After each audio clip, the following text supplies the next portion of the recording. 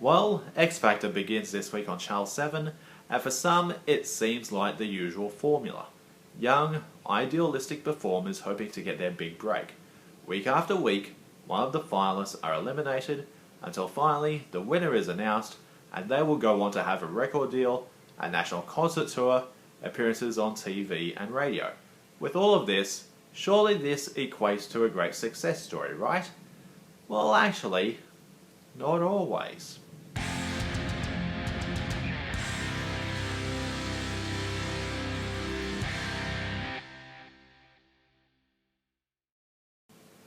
As someone who's studied and done a little bit of creative writing, I think it's safe to say that I've got the general gist of how intellectual properties work. Basically, after I've written a book and I've presented it to the editor of a publishing company, they will give me an advance against royalties. That is, the publisher will pay you, the author, an amount that reflects the production of the property and the profits predicted to come from sales. Now, ideally, what you want is for the money earned from sales to exceed that of the advance so that you can get a cut of the profits. But what happens if the property doesn't sell? Who has to pay the publisher back to cover the expenses and losses? Yep, you. So what about the winners of these reality TV music contests? During the competition phase of the TV program, the contestants are judged based on how well they perform covers of popular songs, both the classics as well as the top 30 countdown. Since televised performances count as public acts, the TV producers have to pay the respective record companies the required amount for the license to play a copyrighted song. Let's say you happen to win one of these competitions. Suddenly, you're a national celebrity who's trending all over social media. The TV studio and the record company give you a check containing your advance against royalties. Wow. You're suddenly rich. You're all set to live the dream and never look back, right? Hold on just a sec. Let's do some basic math. You report to the recording studio to begin your debut album.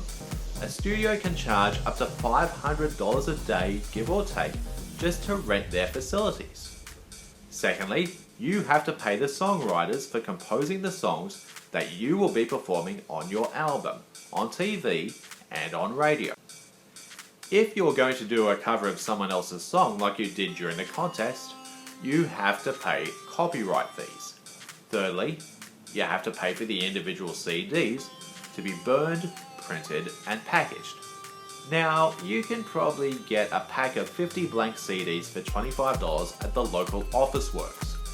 How much is it going to cost, on the other hand, if you want your album to go platinum? You'd be better off selling it on iTunes, providing that it doesn't end up on Pirate Bay first. Fourthly, advertising costs. TV, radio, social media. Fifth, the music video for your debut song.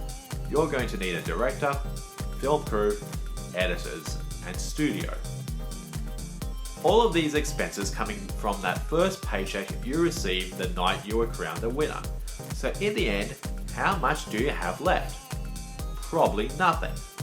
It's no wonder then that most of the time, a year or two after the competition is over, you hardly hear anything about the winners ever again, unless of course they did an appearance on Dancing with the Stars or I'm a Celebrity, Get Me Out of Here.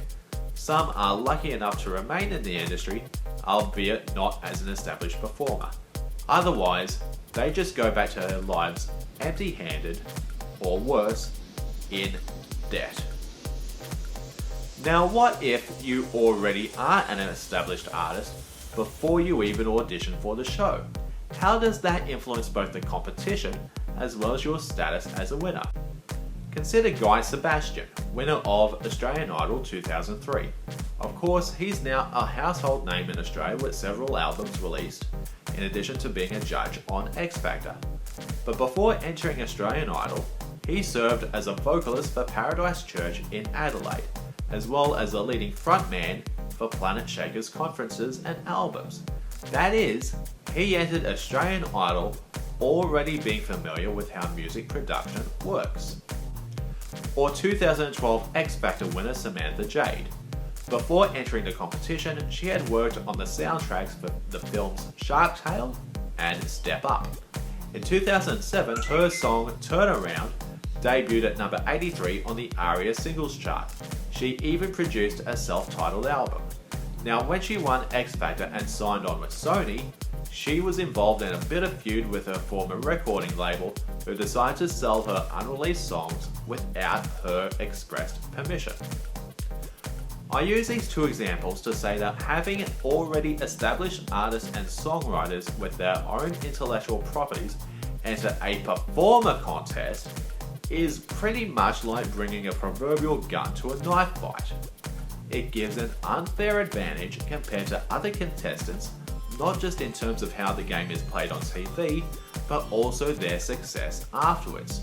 When producing the debut album, the winning performer obviously doesn't have to pay a songwriter if they can provide their own material. That's one cost they don't have to worry about.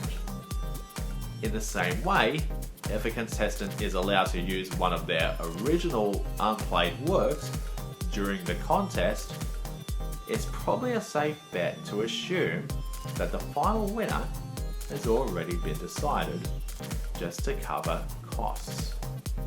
So do these competitions really benefit budding performers and artists in the long run?